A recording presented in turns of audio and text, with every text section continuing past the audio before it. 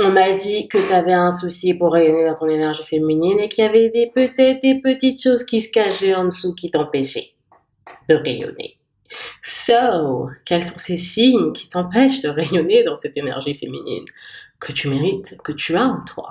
On voit ça dans cette vidéo. C'est parti! Hello les amours et welcome back sur ma chaîne Rise and Glow. Moi c'est Aïs. Si t'es nouveau sur ma chaîne, bah écoute, bienvenue. Si t'es pas nouveau et que t'es déjà abonné, merci du fond du cœur. Sur ma chaîne, on parle de relationship, de développement personnel, féminité, d'énergie féminine. J'aide les femmes dans la vingtaine, trentaine à devenir la meilleure version d'elles-mêmes. À travers des tips, des habitudes et ce que j'ai appris dans ma petite vie, je partage avec toi ce que j'ai appris. Si ce genre de contenu te plaît, n'hésite pas à t'abonner ici. Tu retrouveras également cet épisode sous forme de podcast sur Apple Podcast et Spotify. Donc n'hésite pas à noter le podcast sur ces différentes plateformes. Ah oui, et donc j'avais déjà fait cette annonce, mais je lance ma première retraite ici à Bali, The Glowing Reconnection Retreat. Une retraite spécialement pour les femmes célibataires qui galèrent avec la dating life et les relations amoureuses et qui veulent se reconnecter à leur énergie féminine. Si c'est quelque chose qui t'intéresse, tu as tous les détails ici dans la description box. Ça sera en mars pendant une semaine ici à Bali, tout inclus. Donc tu as tous les détails dans la description box. Et franchement, j'ai hâte de te voir ici au paradis. Let's go! Aujourd'hui, j'ai décidé de refaire une vidéo sur un sujet qui a plutôt bien marché sur ma chaîne. Ça a été d'identifier les points d'une énergie féminine blessée. J'en avais déjà identifié 10 dans cette vidéo-là, donc je vais la mettre ici. Et il y a en fait d'autres points qui sont intéressants à analyser parce que voilà, ils t'empêchent de réellement rayonner dans ton énergie féminine. Et ce qu'on veut, nous, c'est de rayonner dans notre énergie féminine et de justement être bien avec nous-mêmes et de pouvoir tout simplement agir en fonction. Donc ces points que je vais évoquer ici dans cette vidéo, ce sont des points qui vont t'empêcher en fait de rayonner dans ton énergie féminine pour diverses raisons que je vais un petit peu détailler ici dans cette vidéo. Et en les identifiant, cela t'aide justement à corriger ces points et donc à guérir ton énergie féminine pour rayonner au maximum dans ton énergie féminine. Le premier point d'une énergie féminine blessée, ça va être la peur de l'abandon. Et ouais, la peur de l'abandon, c'est que tu vas être dans cette peur constante que les gens que tu aimes vont t'abandonner ou vont te quitter, par exemple dans le cas d'une relation amoureuse. Cette peur, elle peut arriver même s'il n'y a rien et aucun signe qui va indiquer que tu vas être abandonné ou être quitté. Et du coup, en fait, comment ça va agir dans le fait que ça va être une plaie dans ton énergie féminine, c'est que pour combler ou pour éviter le fait que les gens partent ou que les gens te quittent, tu vas commencer à en faire plus que ce que tu ne devrais en faire et surtout plus à l'encontre de tes propres besoins ou de tes propres envies. Tout cela pour garder les gens autour de toi ou en tout cas empêcher à ce que ces personnes s'en aillent. Aussi, l'autre point que j'ai vu également personnellement dans ma propre expérience, mais également dans mon entourage, et quand je dis entourage, ça veut dire amical, ou dans les expériences ou personnes que j'ai rencontrées, c'est qu'on va pouvoir et avoir tendance à rester dans des relations toxiques ou irrespectueuses parce qu'on préfère connaître, je connais ce qui est mal, mais je préfère être mal dans mon malheur que d'être seule. Donc très souvent, au lieu de rester seul, on va préférer justement être dans des relations qui ne sont pas saines ou en tout cas avoir cet entourage qui n'est pas sain pour soi, tout simplement parce qu'on a la peur de l'abandon. Et donc ça va aller carrément au détriment de soi parce qu'on sait que l'énergie féminine, et quand on rayonne dans notre énergie féminine, on va s'écouter, écouter nos besoins, on va écouter nos envies, on va vraiment se connecter à nos émotions et à notre corps et on ne va pas aller au détriment de cela. Bien au contraire, on va plutôt les embrasser et aller de l'avant. Mais quand on a cette énergie féminine blessée, on agit à l'encontre de nos propres besoins, justement parce qu'on a la peur d'être abandonné. Et c'est super intéressant d'analyser ce point. Est-ce que j'ai la peur de l'abandon? Est-ce que j'ai peur d'être abandonnée? Est-ce que là, j'en fais trop justement pour pouvoir garder la personne dans mon entourage et pour ne pas qu'elle s'en aille et qu'elle voit en quelque sorte ma valeur et qu'elle ne me laisse pas? Ce point, je pense qu'il est vraiment important parce que personnellement, moi, quand j'étais dans une relation toxique, j'avais tendance à faire ça. Je sentais que voilà, la personne allait me quitter par exemple, et du coup j'en avais pas envie, et du coup j'en faisais un peu plus toujours, en mode c'était du style, ah mais regarde ce que je suis en train de faire pour toi, ah mais regarde qui je suis, ah mais regarde ce que j'ai, ah mais regarde ce que je suis en train de faire pour toi. Tout ça dans le but que la personne en fait, elle nous regarde pour qui on est, mais surtout qu'elle voit de la valeur en nous pour ne pas qu'elle parte, et donc pour ne pas qu'elle nous abandonne. Et ça clairement, hein, on l'aura remarqué, j'étais pas du tout dans une relation saine parce que j'allais à l'encontre de moi, je n'avais pas de limite personnelle et donc tout simplement parce que j'avais la peur d'être abandonnée par cette personne toxique. Et la peur de l'abandon va pas se faire ressentir juste, voilà, je fais et je vais à l'encontre de mes envies ou de mes besoins. Ça peut également se représenter, par exemple, tu as écrit un message à une certaine amie et cette amie, en fait, elle met 1000 ans à te répondre. Et là, d'un coup, tu te sens anxieuse, tu te sens stressée, tu te dis, ah, mais qu'est-ce qui se passe? Ou des choses comme ça, tu vois. Et ça, en fait, ça trigger, ça déclenche cette peur de l'abandon. C'est la peur de l'abandon qui te fait ressentir ça, tu vois, de se dire, ah, mais elle va me laisser tomber, ah, mais elle va m'abandonner, en fait. Ou également, et ça, c'est vraiment important, puisqu'on a souvent tendance à se dire, oui, la peur de l'abandon, c'est par rapport à l'extérieur, mais parfois, la peur de l'abandon aussi, ça va être également par rapport à soi. On va dire oui quand on a envie de dire non, et en fait, on va s'abandonner soi-même. On ne va pas s'écouter, on ne va pas écouter ses propres besoins et ce dont on a réellement envie, donc on s'abandonne au détriment des autres. Le deuxième signe d'une énergie féminine blessée, c'est que tu vas être concentré plutôt sur le faire que sur le je ressens. Et ce que je veux dire par là, c'est que tu vas baser ta valeur sur ce que tu vas accomplir, sur tes accomplissements, sur tes réussites, sur ton statut, sur ton travail, sur combien tu gagnes. Et ça, en fait, ça va t'aider à déterminer ta valeur, ou du moins ce que tu crois être ta valeur. Ce que je rappelle, c'est que quand tu es dans une énergie féminine saine, tu sais que ta valeur, en fait, est intrinsèque à toi. Ce sont des valeurs qui sont propres et internes à toi et qui ne fluctuent pas en fonction de l'extérieur. Donc ça veut dire que tes accomplissements, tes succès, ton travail, ton copain, ta copine, ta famille, ton statut ne déterminent en rien qui tu es et qui est ta valeur personnelle. Ce qui détermine ta valeur, c'est plutôt l'intérieur. Ce sont tes valeurs, c'est ta personnalité, c'est le fait que tu sois unique. Il n'y a que toi et une personne comme toi sur Terre. Et jackpot, c'est toi, tu vois. Il n'y a qu'une Aïe comme moi sur Terre. Jackpot, c'est moi.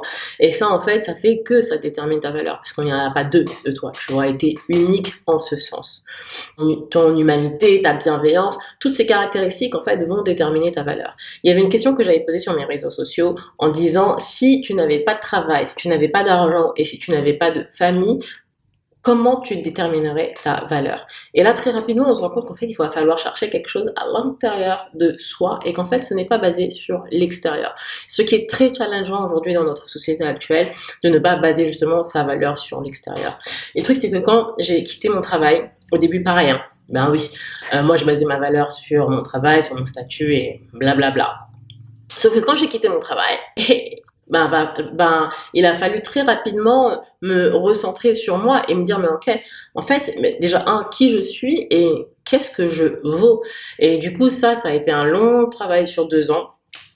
Et pour ensuite vraiment déterminer ma valeur et me rendre compte qu'en fait, je basais ma valeur sur des points externes à moi-même et donc en quelque sorte aussi sur une validation externe. Et une fois que j'ai fait ce travail sur moi, qui a été très long, hein, avec du journaling, la thérapie sur la fin, je me suis rendu compte que non, en fait, ma valeur, elle est intrinsèque à moi et elle est propre à moi et en fait, je la trouve vraiment à l'intérieur de moi. Du coup, pour revenir au point de faire au lieu de ressentir, tu vas très souvent, du coup, juste vouloir faire pour prouver en fait que tu vaux quelque chose, tu vois, alors que pas du tout. En vacances, t'es là, tu planifies toutes les activités pour pas laisser un cran libre ou vide, juste histoire de dire ouais, j'ai fait ci ou j'ai fait ça. Tu t'investis dans 1000 projets sans limite personnelle alors que t'es juste submergé et tu continues à être submergé parce que voilà, il faut que tu fasses, sinon t'as l'impression de pas faire ou de pas valoir quelque chose, ou surtout de valoir de la merde parce que tu ne fais pas quelque chose. Ou c'est comme si, par exemple, aussi, si t'es fatigué et que t'es en train de te reposer, t'es là et t'as cette prise de conscience, oh mais qu'est-ce que je suis en train de faire là? Je suis en train de me reposer,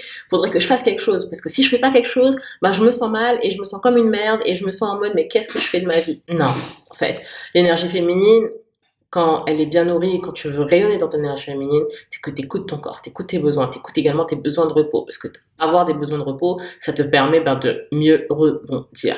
Et ça, c'est ce que je faisais pas forcément avant. Avant, voilà, je sentais par exemple que mon corps était fatigué, que j'avais vraiment ce besoin de faire une sieste et je me battais avec moi-même de ne pas aller m'endormir.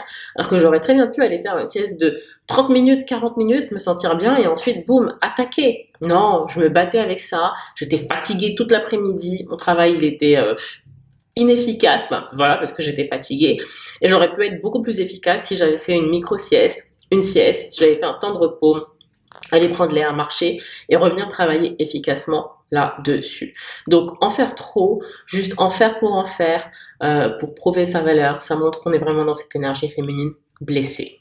Ah oui, et un autre point que j'avais également mentionné dans mon autre vidéo et qui rejoint du coup ce point, c'est que tu vas refuser, ou en tout cas tu vas avoir du mal à demander de l'aide quand tu en auras besoin. Et tu préfères tout simplement être submergé, parce que encore une fois, c'est se baser sur le j'ai fait, le jeu, la personnalisation de faire quelque chose pour se dire que parce que c'est moi qui ai fait, et donc j'aurai de la valeur et donc on me respectera et donc je serai vue pour qui je suis.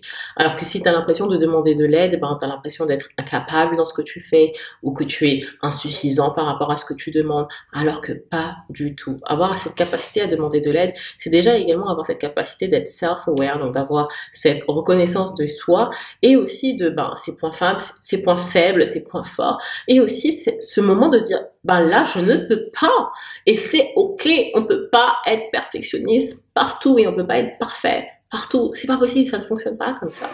Le troisième point que tu vas être dans une énergie féminine blessée, c'est que tu as une difficulté à faire confiance à autrui ou aux choses de la vie. Donc par exemple, à l'ancienne, parce que maintenant c'est pas comme ça, quand on va te faire un compliment, ou quand par exemple on me faisait un compliment, j'étais là, mais pourquoi tu dis ça? Meuf, on t'a fait un compliment, juste accepte, tu vois, accueille le compliment. Et j'avais tellement du mal à accepter les compliments parce que du coup, je n'étais pas en confiance avec moi-même, je me sentais pas en confiance avec moi-même. J'avais toujours l'impression qu'en fait, les gens, ils me disaient ça parce que ils voulaient quelque chose derrière. Non, pas du tout. Et donc très souvent, tu vas douter des intentions des gens. Tu vas te demander, mais est-ce qu'en fait, il est réel dans ce qu'il dit? Est-ce qu'il va réellement faire ou elle va faire ce qu'elle a dit? Tu as des doutes sur les intentions et sur les actions des personnes que tu vas côtoyer. Toujours cette méfiance en quelque sorte constante à chaque fois que tu vas interagir avec les personnes. En général, ça va t'amener sous différentes façons à tester les gens, tu vois. Ça, j'étais forte aussi pour ça. Tester les gens, à me faire pour voir si en fait je pouvais faire confiance aux gens, et du coup je les testais indirectement sans leur dire que je les testais. Donc je les mettais dans une certaine situation et pour voir en fait comment ils allaient agir, et en fonction de comment ils agissaient, je jugeais, et je jugeais si je pouvais faire confiance en la personne ou pas. Alors qu'en fait dans la vie il faut juste laisser les gens faire tel qu'ils souhaitent faire, d'accord? Faut pas juste inventer des situations pour ensuite les tester. Laissez les gens vous montrer qui ils sont, ils vont montrer très rapidement qui ils sont, d'accord? Et pareil pour soi, ça va également avec soi. Et d'avoir cette confiance aussi en soi, de se dire, ok, je peux être capable, je suis capable de faire cette chose-là, je suis capable, je peux le faire. Ça, c'est vraiment basé sur la confiance en soi. Et quand on va être dans cette énergie féminine blessée, très souvent, on ne va pas avoir confiance en soi, mais également confiance aux autres. Et dans ce point également par rapport à la confiance en soi, donc par exemple, tu peux ne pas partager tes meilleurs rêves ou tes meilleurs projets avec les gens parce que tu as peur qu'on va te porter l'œil, ou tu as peur qu'on va te saboter ou te critiquer parce que tu n'as pas confiance aux autres ou en toi. Ou par exemple aussi, tu ne vas pas laisser par exemple tes émotions transparaître parce que tu n'as pas envie d'être jugé comme faible. Ah mais elle va pleurer, ou oh mon Dieu, elle a les larmes aux yeux. Ah mais ça veut dire qu'elle va être faible. Tu as peur en fait du jugement des autres, ce qui va t'empêcher d'avoir confiance en toi, mais surtout confiance aux autres dans la façon dont ils vont réagir par rapport à tes émotions. Et pour justement contrôler ça, du coup, tu ne laisses transparaître aucune émotion, même quand ça t'a affecté. Et quand on dit qu'on ne transmet pas, ou qu'on souhaite en tout cas du moins avoir cette façade pour protéger ses émotions, en fait, on ne montre aucune vulnérabilité. Et je l'ai dit dans pas mal de mes vidéos, mais la vulnérabilité, c'est ce qui crée cette connexion également avec les autres. C'est cette connexion qui va permettre aux personnes de vraiment se connecter à toi, tout simplement. Parce que c'est via les vulnérabilités, en fait, où on peut se dire, où on peut créer des liens et se dire ah mais en fait j'ai déjà vécu ça, ah oui mais moi aussi j'ai déjà vécu cette situation-là et j'ai également ressenti ça, c'est incroyable, je me sens moins seule maintenant que je sais ça et qu'il y a quelqu'un d'autre qui a également vécu cette situation-là. Et c'est ce qu'on partage énormément aussi dans mes cercles féminins ici. Je vais mettre une photo d'ailleurs ici. Et ça revient toujours, ce côté de vulnérabilité, de confiance et surtout ce sentiment de je me sens safe ici de partager, de montrer ma réelle face par rapport à des gens inconnus. Ok, la caméra elle a dû un petit peu bouger parce que j'avais plus de batterie. Anyway, alors quatrième point d'une énergie féminine blessée, c'est que tu vas avoir une autocritique du tonnerre. Pour toi, tout ce que tu fais et tout ce que tu fais, tu vas critiquer. Tu as zéro compassion envers toi. Et tout, du plus petit au plus grand, tu critiques. Si ça te concerne. Tu veux poster une photo, tu ne la postes pas parce que voilà, tu te trouves grosse. Ah non, mais mon bras ici. Et puis franchement, je suis coupable aussi. Hein. Il y a plein de photos comme ça que j'ai jamais postées parce que voilà, je me critiquais en mode ah non mais j'aime pas cette photo. Ah non mais regarde mon visage. Ah non mais regarde mes bras. Moi j'ai un complexe avec mes bras, mes buds. Anyway, donc plein de trucs comme ça où tu vas t'auto-saboter en fait parce que tu vas t'auto-critiquer à l'excès. Le truc aussi c'est que tu vas commencer à te comparer aux autres mais constamment. Non mais regarde ce que la personne a apporté, ah mais j'aurais aimé avoir ci, ah mais j'aimerais avoir ça. Et du coup en fait tu ne fais rien qui soit aligné avec toi parce que tu es plus focalisé sur la comparaison avec les autres. Sauf que, encore une fois, tu es unique. Tu vois, connais ta valeur, sois unique et aie ton propre style et ta propre whatever, tu vois, t'as ta propre morphologie, t'as ton propre style, t'as tes propres envies, t'as tes propres whatever, tu vois, et tu peux pas être comme tout le monde, donc te comparer en fait aux autres, ça ne sert à rien, au final c'est de la perte de temps, et surtout que quand tu vas te comparer aux autres, tu vas toujours te comparer, mais tu ne sais pas à quel niveau de la personne, tu te compares. Est-ce que tu compares ton level 1 avec son level 10, sauf que tu sais pas que c'est son level 10, tu vois. Tu sais pas que c'est son level 10 à la personne, tu vois. Et toi, t'es là, tu te compares à t'acharner. Mais meuf, elle est au level 10, tu vois. Et toi, t'es encore au level 1. Donc, c'est normal qu'il y ait un certain gap. Donc, la comparaison, en fait, ça aide absolument pas. Par contre, ce qui aide, c'est l'inspiration. De se dire, ah ok, cette nana, elle m'inspire. Ah ok, ce mec, il m'inspire. Et du coup, prendre, par exemple, les skills, les compétences que, par exemple, cette personne dégage pour s'en inspirer et devenir une meilleure version de toi-même. Là, à ce point-là, ok. Mais si c'est pour se comparer et pour auto-saboter et te faire du mal, bah franchement, ça sert à rien, tu vois. Et le truc, c'est que quand tu vas être dans une énergie féminine qui va rayonner, tu vas avoir de la compassion pour toi. Tu sais que se parler correctement et s'aimer et avoir de l'amour pour soi, c'est avoir de la compassion pour soi et c'est ne pas se descendre à chaque fois à la au moindre problème ou à la moindre erreur, tu vois, tu te descends fois 1000 ou tu te juges fois 1000 la même erreur. Mais on est tous coupables de l'avoir fait au moins une fois dans sa vie, n'est-ce pas? Ça aide pas. Et puis franchement, ça peut se passer sur différents domaines. Ça peut se passer au travail, tu es là, tu sors de ta réunion de travail et tu te critiques parce que tu as sorti une phrase pas de la façon et la meilleure façon dont tu l'avais imaginé. Tu vas passer des heures et des semaines à te critiquer par rapport à cette phrase. Ouais, mais tes collègues, ils ont déjà oublié, hein. C'est déjà passé, tu vois. Donc ça sert à rien en fait. Franchement, et quand on n'a pas de compassion pour soi, ben, on reste dans cette loupe négative à chaque fois. On voit, obviously, toujours le verre à moitié vide au lieu de le voir à moitié plein.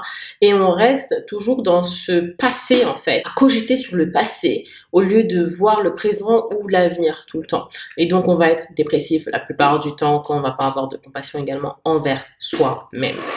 Et voilà les amours, j'espère que la vidéo elle vous aura plu. N'hésitez pas à me dire en commentaire si vous voyez d'autres points que j'ai pas mentionnés, ça serait intéressant de les voir et de les partager également avec la communauté. On se retrouve la semaine prochaine pour une nouvelle vidéo et en attendant, prenez soin de vous.